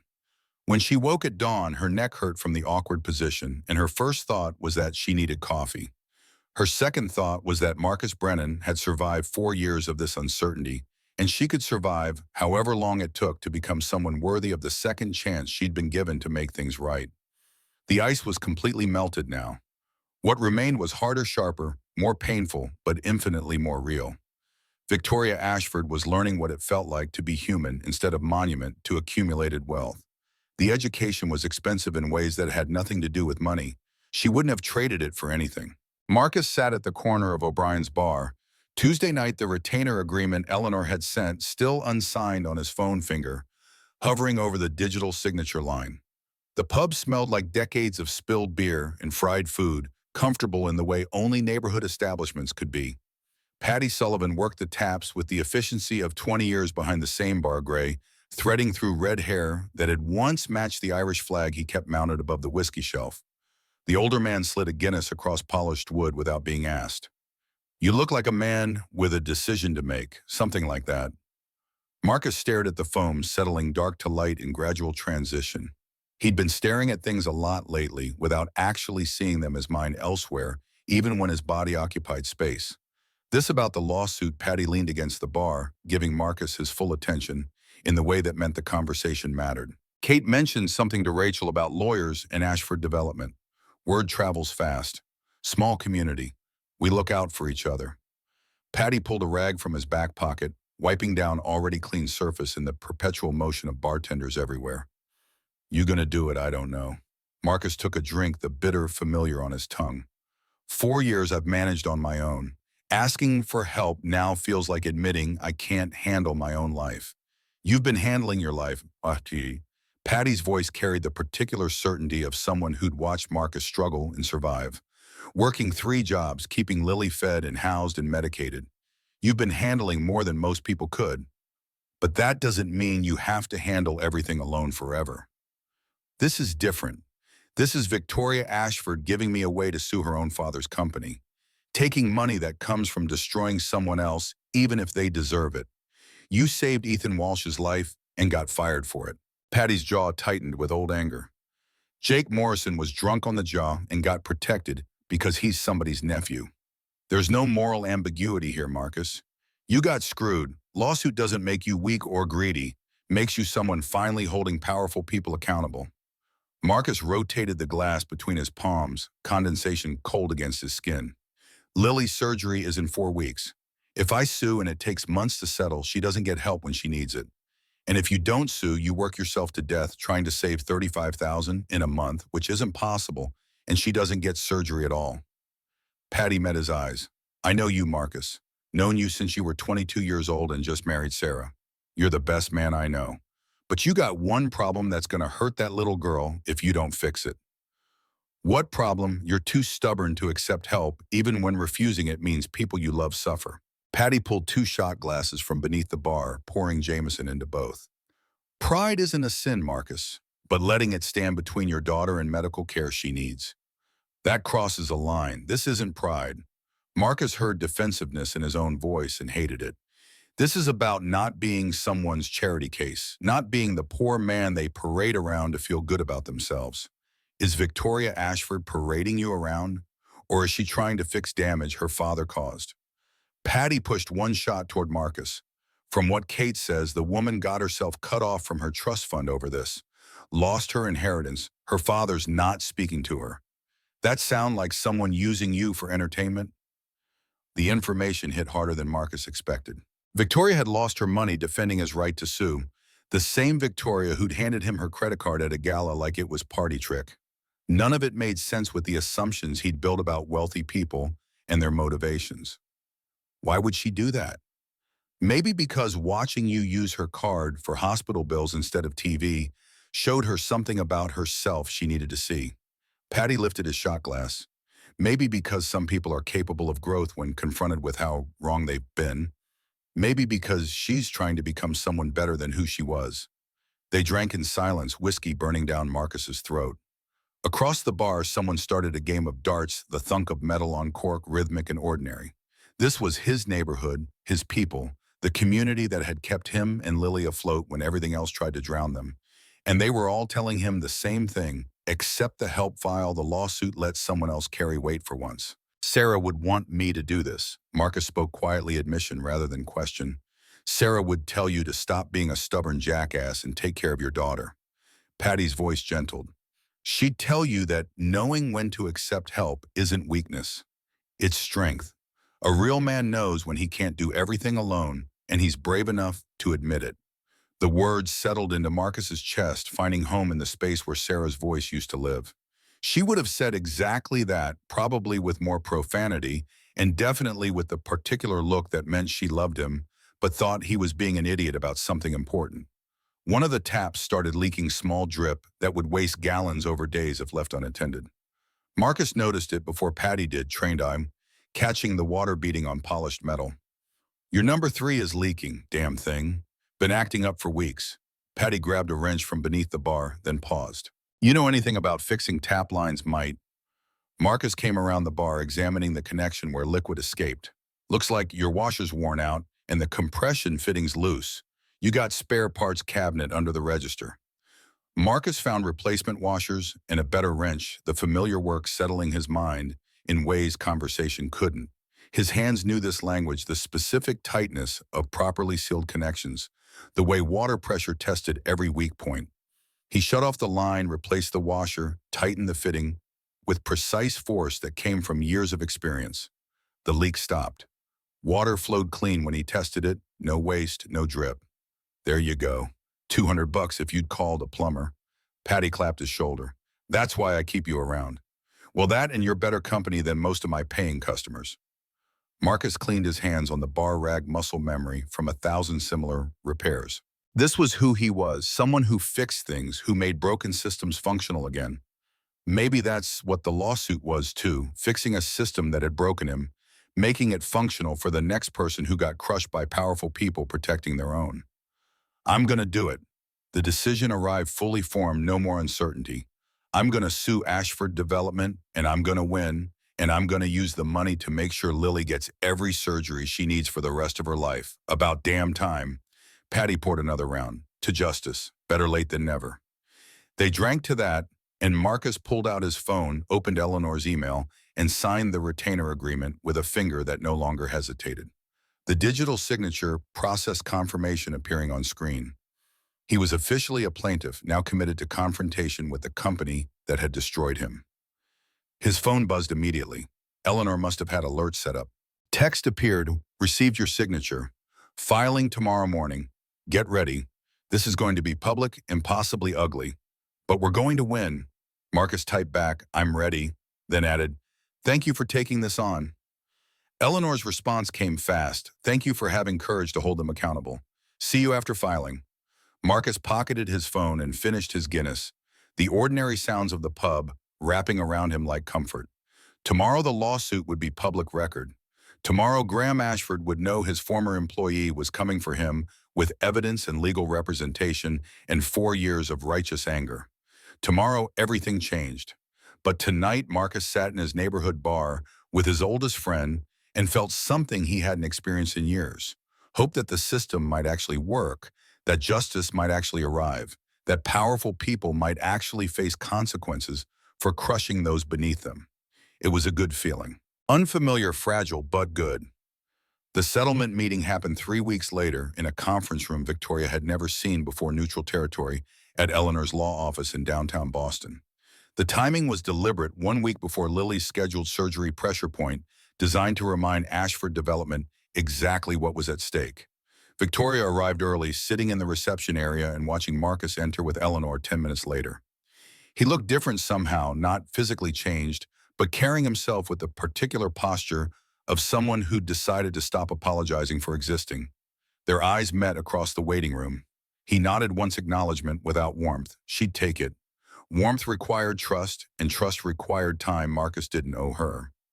Graham entered last with Gerald Blackwell, corporate counsel, who'd been cleaning up Ashford development messes for 20 years.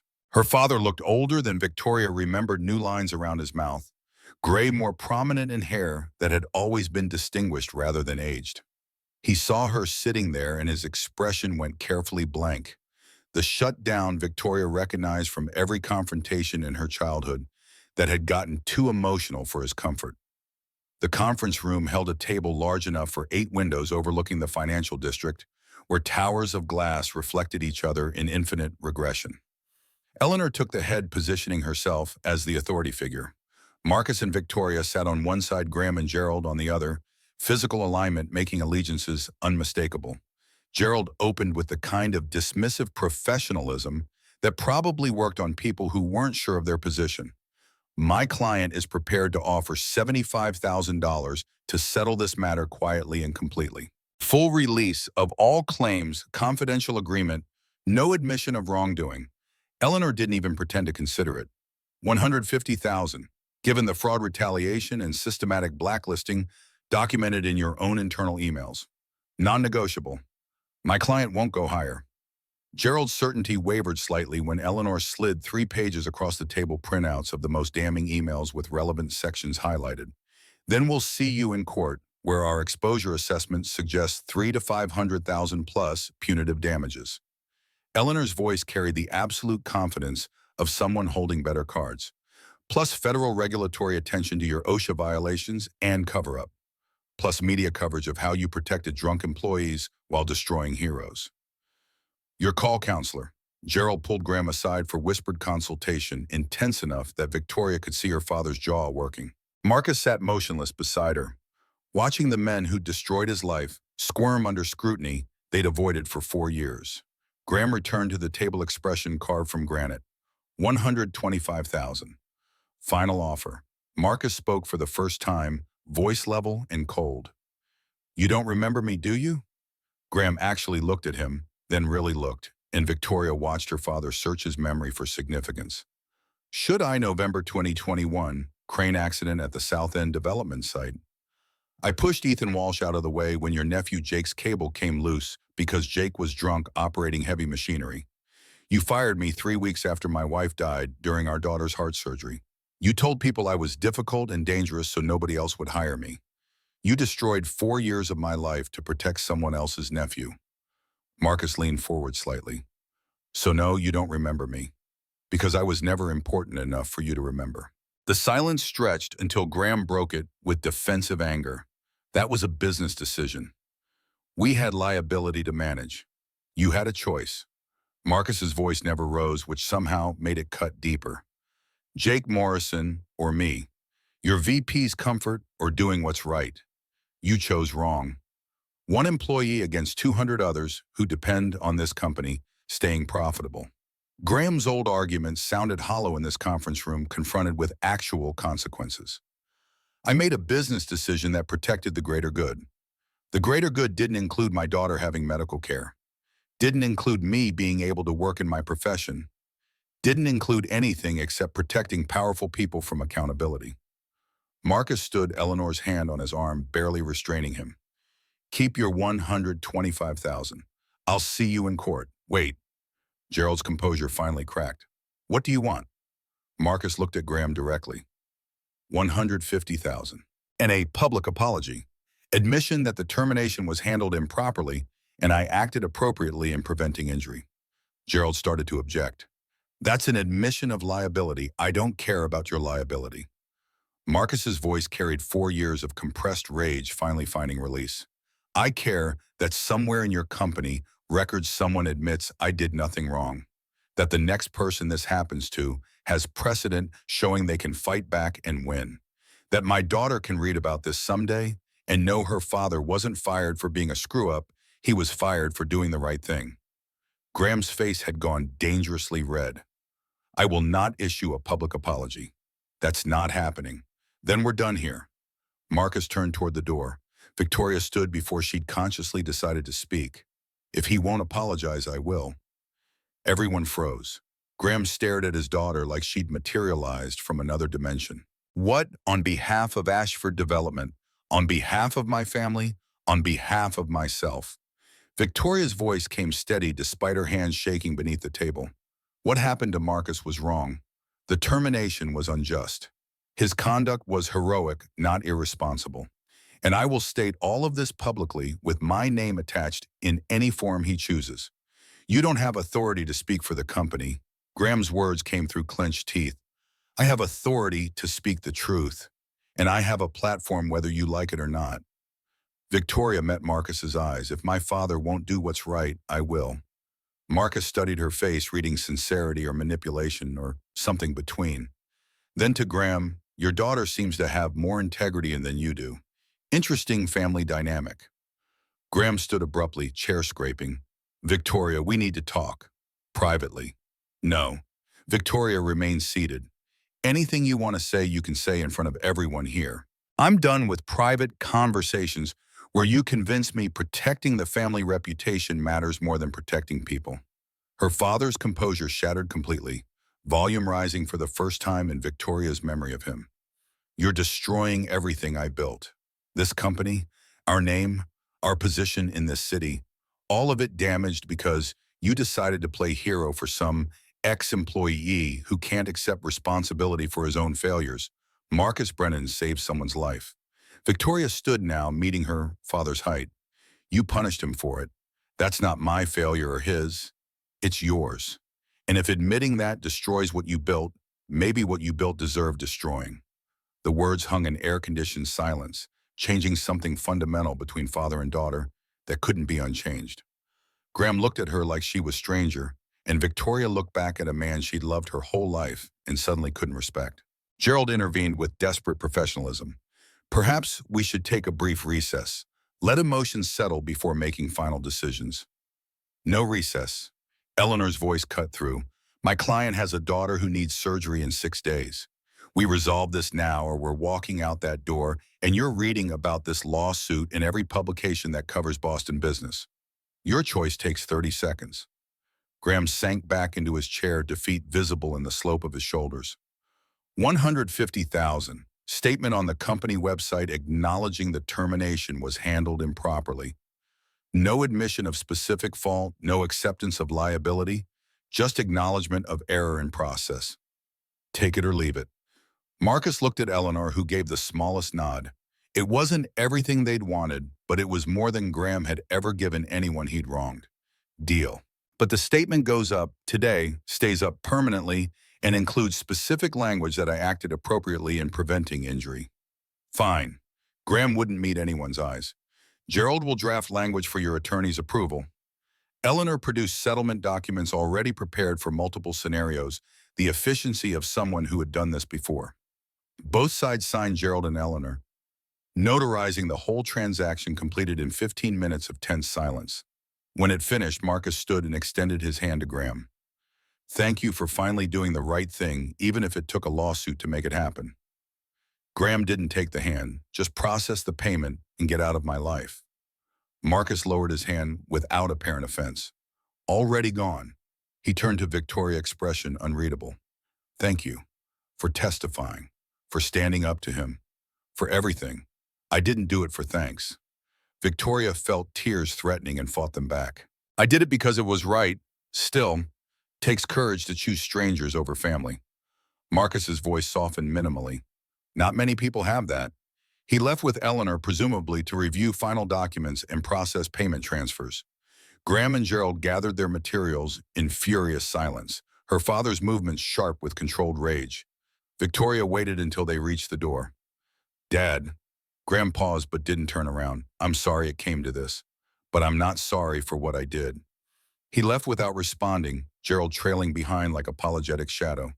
The door closed with quiet finality.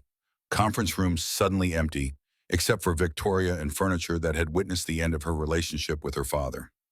She sat down, legs no longer reliable, and let herself feel the full weight of what had just happened. Justice had arrived. Marcus would get money for Lily's surgery. Graham had been forced to admit wrongdoing, even in limited capacity. Everything had worked out as well as could be expected. So why did it feel like she'd lost something irretrievable? Her phone buzzed. Text from Marcus. Eleanor says payment clears tomorrow. Lily's surgery is scheduled for Tuesday. Thank you again. Victoria typed. You're welcome. Good luck with everything. The response took several minutes. If you want to be there Tuesday, I wouldn't object. Not asking you to come, just saying you could if you wanted. The invitation felt like more trust than Victoria had earned, but she wasn't going to refuse it. I'll be there. Boston Children's Hospital smelled like antiseptic and fear, the particular combination Victoria associated with the places where life and death negotiated terms. She arrived at 7 Tuesday morning, earlier than necessary, unable to stay away once she'd committed to being present. Marcus had texted the floor and waiting room minimal information delivered and without expectation of response. The surgical waiting area held maybe 30 people distributed across chairs, designed for uncomfortable endurance. Marcus sat in the corner, Maggie O'Donnell beside him, knitting something purple. Rachel Murphy occupied another chair with Mia reading a picture book. A small community gathered to support one of their own. Victoria hesitated at the entrance, suddenly uncertain whether her presence would help or intrude. Marcus looked up, and their eyes met across the room. He gestured to an empty seat beside him. Permission, not enthusiasm, but permission nonetheless. She crossed to join him, nodding to Maggie and Rachel. They nodded back, curious, but not hostile. Lily's been in prep for 30 minutes. Marcus's voice carried steady control that probably cost significant effort. Surgery starts at 8, estimated 4 hours. Doctor said complications are possible but not expected. How are you holding up? I've been better. He managed something approximating a smile. But I've been worse too. At least this time I can afford the surgery. That's not nothing. Maggie patted his knee with the familiarity of long friendship. She's going to be fine, dear. Strong girl, strong heart. The waiting stretched with the particular torture of medical uncertainty. 8 o'clock came and went. 9 o'clock. Victoria bought terrible coffee from the cafeteria and brought back cups for everyone's small offering that Rachel accepted with surprised gratitude. They sat in mostly silence, broken occasionally by Mia's questions about Lily and Rachel's gentle explanations. At 11:30, a surgical nurse appeared in the doorway. Family of Lily, Brennan, and Marcus stood so fast he nearly knocked over his coffee. That's me. I'm her father. Dr. Patel would like to speak with you. The nurse's expression gave nothing away, professional neutrality that could mean anything. Please come with me. Victoria watched Marcus follow the nurse through double doors, his back rigid with fear, being contained through will alone. Maggie's knitting needles clicked faster. Rachel pulled Mia close. The waiting room held its collective breath. 20 minutes later, Marcus returned, and Victoria knew immediately something had gone wrong. His face showed too much emotion for good news control cracking around edges. She's okay. His voice broke halfway through. Complications during the procedure. More scar tissue from the previous surgeries than they expected. Had to do additional repair work. But she's stable. She's going to be okay. Maggie burst into tears, knitting abandon. Rachel sagged with relief. Victoria found her own eyes burning throat tight with emotion she hadn't known she was capable of feeling for a child she'd never met. Can you see her? Rachel asked. Recovery room in about an hour. Doctor said she came through it well. Strong kid. Marcus sat down heavily, adrenaline crash visible in the slump of his shoulders. Strong kid. Victoria did something she'd never done before, reached over and took his hand, squeezing once before releasing. I'm so glad. Me too. He wiped his eyes without shame.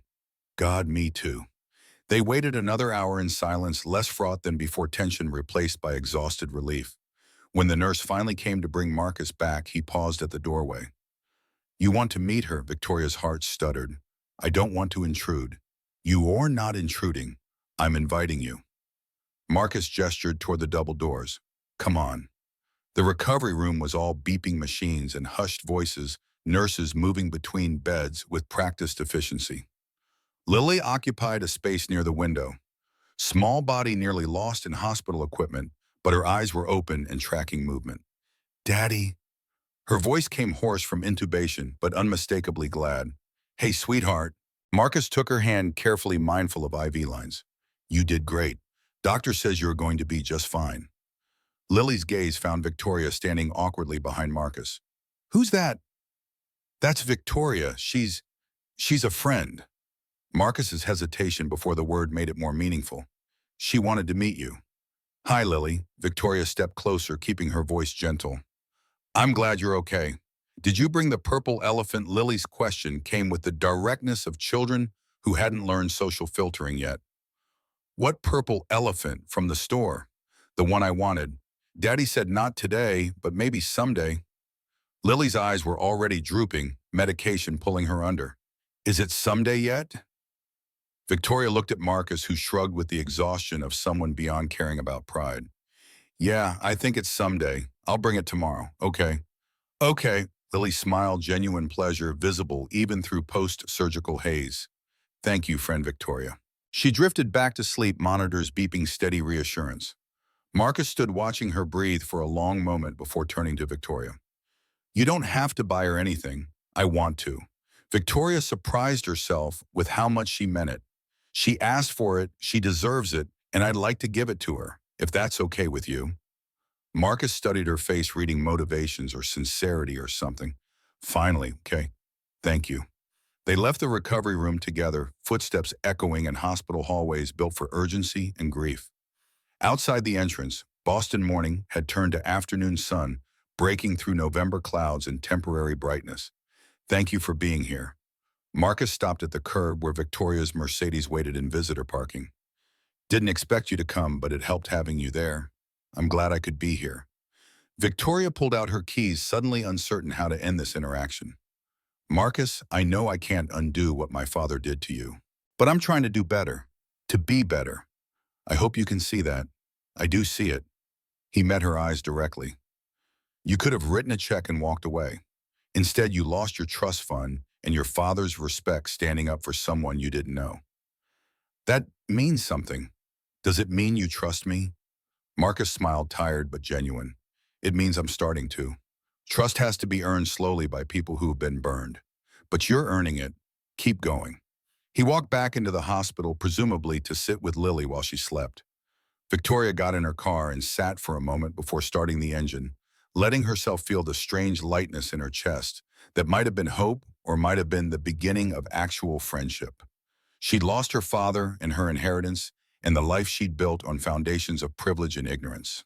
But she'd gained something more valuable, the possibility of becoming someone worth knowing, someone who chose right over comfortable someone Marcus Brennan might eventually trust completely. It was a fair trade, more than fair. Victoria drove home to her apartment, the new one in Jamaica Plain, one bedroom with questionable heating, $1,200 a month instead of $12,000, and felt more at peace than she'd ever felt in the Beacon Hill penthouse. Wealth measured differently now, not in bank accounts or trust funds, but in knowing she'd done the right thing even when it cost everything. Tomorrow she'd buy a purple elephant and bring it to a little girl she barely knew. Next week, she'd start her job at the housing advocacy nonprofit entry-level position that paid $42,000 annually. Next month, she'd keep learning how to be useful instead of decorative. The ice was gone. What remained was human flawed struggling and infinitely more real than what she'd been before. Victoria Ashford was finally becoming a woman who deserved the second chance she'd been given. 6 months later, Victoria knocked on Marcus's door with the nervous energy of someone still not entirely certain of their welcome. He'd texted earlier asking if she wanted to stop by, casual invitation that had suggested their relationship had evolved past formality into something resembling actual friendship. The apartment looked different somehow, not physically changed, but a lighter. Lily's artwork covered the refrigerator, colorful chaos of 8-year-old creativity, new curtains in the kitchen window. Small changes that meant things were better. Marcus gestured her toward the couch, clearing Lily's homework to make space. She's at Rachel's for a play date. Gives me 2 hours of peace before the whirlwind returns. How's she doing? Great. Last checkup showed everything healing perfectly. Doctor says she can start playing more actively, doesn't need to be quite so careful anymore. Marcus smiled with the particular relief of a parent whose child's prognosis improved. She's basically a normal kid now. Well, normal for Lily, which means she still moves like she's made of glass sometimes, but we're working on it. And you? Victoria accepted the water he offered, noting the changes in his appearance too. He looked rested in ways he hadn't 6 months ago. The perpetual exhaustion faded into something healthier. Working. Hayes Home Repair is actually a real business now, instead of just me with a toolbox. Got 3 regular contracts hired, 2 part-time helpers, making enough to actually save money instead of just treading water. He sat in the armchair across from her. It's good, really good, I'm glad. Victoria meant it without reservation. You deserve good things, so do you. How's the nonprofit work? Exhausting in the best way. I'm coordinating grant applications now, which means I actually have to understand how funding mechanisms work, instead of just writing checks. Victoria laughed. Turns out there's a huge difference between giving money and helping people get resources they need. I'm learning. Promoted already? Marcus raised his eyebrows. 6 months and you're coordinating grants. They needed someone who understood how wealthy donors think. Apparently, 30 years of being useless prepared me perfectly for translating need into language that opens checkbooks. Victoria set down her water. It's strange. I thought losing the trust fund would feel like losing everything. Instead, it feels like I finally found something worth having, which is purpose. She met his eyes, being useful instead of decorative, helping people instead of judging them, becoming someone I can actually respect. Silence settled between them, comfortable instead of awkward. Through the window, Dorchester afternoon continued in its ordinary way, kids playing neighbors, talking life, happening in all its messy beauty. I was wrong about you, Marcus spoke quietly. When you first gave me that credit card, I thought you were the worst kind of rich person, treating poverty like entertainment, trying to prove we're all irresponsible. But you actually listened. You actually changed. That's rare. I was wrong about everything. Victoria felt the familiar shame, duller now but still present, about poverty, about character, about what makes people worthy of respect. You taught me that by showing me what actual integrity looks like, by using your card for hospital bills instead of TV. He smiled slightly, low bar for integrity, by refusing help until it was truly help instead of charity, by demanding apology along with money, by treating dignity like it matters more than comfort. Victoria leaned forward. Marcus, you proved that how someone uses resources matters more than how much they have. That's worth learning. Money shows you how rich someone is. Marcus's voice carried the weight of lived experience. How they spend it shows you who they are. The words settled into Victoria's chest, truth recognized on contact. She'd been wealthy her whole life, but never understood what wealth actually meant until Marcus used her credit card to keep his daughter alive instead of entertaining himself. Value and character couldn't be measured in bank accounts. She'd learned that lesson too late and at too high a cost, but she'd learned it. Her phone buzzed with a text from work grant deadline reminder. She glanced at it and smiled. Actually have to earn my salary now. Still getting used to that. How terrible for you. Marcus's tone carried gentle mockery she'd learned to recognize as affection. Having to work like regular people. It's the worst, but also the best. Victoria stood checking the time. I should go. Let you have peace before Lily gets back. You're always welcome here. Marcus walked her to the door. I mean that. You're not a charity worker checking on your project. You're a friend. Those are different things. The distinction mattered more than he probably realized. Victoria had spent 6 months terrified that Marcus saw her presence as obligation or performance, wealthy girl trying to absolve guilt through proximity. Knowing he considered her actual friend felt like earning something precious. Thank you for giving me a chance to prove I could be better. Not everyone would have. Not everyone needed to be better as much as you did. He smiled to take the sting out. But yeah, you earned it. Keep earning it. She left with that mandate clear, descended 3 flights of stairs that no longer felt like descent into foreign territory, emerged onto Dorchester streets. She'd learned to navigate like neighborhood resident instead of tourist. The Mercedes was gone, sold 3 months ago. She took the T, now public transportation, teaching her about the city in ways driving never had. Victoria's life was smaller in every measurable way. Smaller apartment, smaller income, smaller social circle. But it felt larger somehow, filled with purpose and genuine connection instead of expensive emptiness. She'd traded privilege for meaning and discovered meaning was worth infinitely more. Her phone rang on the subway ride home. Unknown number, which she answered cautiously. Victoria, it's your mother. They'd spoken twice in 6 months, brief conversations where Caroline Ashford expressed concern about her daughter's choices without quite condemning them. Victoria braced for another lecture about throwing away opportunities. Instead, I'm proud of you. What you did, standing up to your father, helping that man working at the nonprofit. Your grandmother would have been proud too. Carolyn's voice carried emotion Victoria wasn't used to hearing. The Ashford women have always been stronger than the Ashford men. Just took you 30 years to realize it, Mom. Victoria's voice caught. Thank you. Your father will come around eventually. He's stubborn, but he's not stupid. He'll realize what he lost when he cut you off. Carolyn paused. I should have said something sooner. Should have supported you. I'm sorry I didn't. It's okay. Victoria wiped her eyes, fellow passengers politely ignoring the crying woman on the orange line. You're saying it now. That matters. They talked for the rest of the ride, careful bridges being built over 6 months of silence. When Victoria hung up, she felt lighter.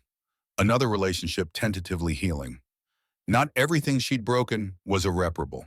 Some things could be fixed with time and effort and willingness to keep trying. The work was hard. The life was smaller. The future was uncertain in ways that would have terrified the version of herself who'd handed Marcus her credit card at a gala. But Victoria wouldn't trade any of it for the comfortable numbness she'd existed in before. Feeling things, even difficult things, meant being alive in ways she'd never experienced during 30 years of expensive emptiness. She was becoming someone worth knowing. The process hurt, but the destination was worth it.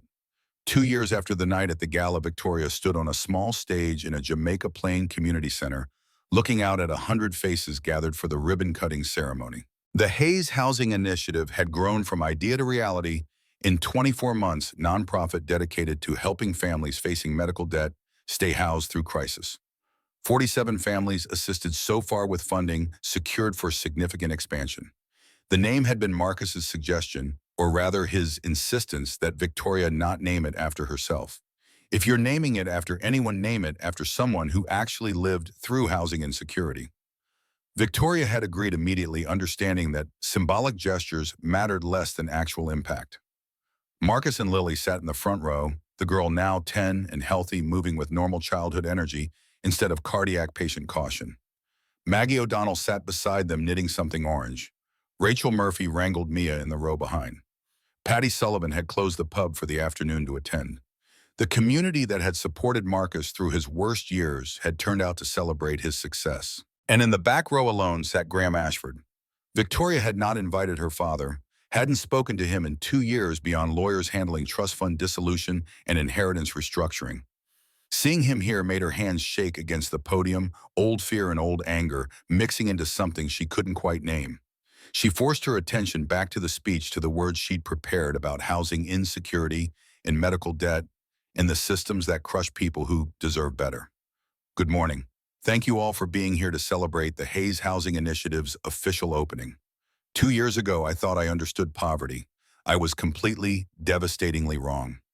Gentle laughter from the audience, recognition of admission they'd heard before.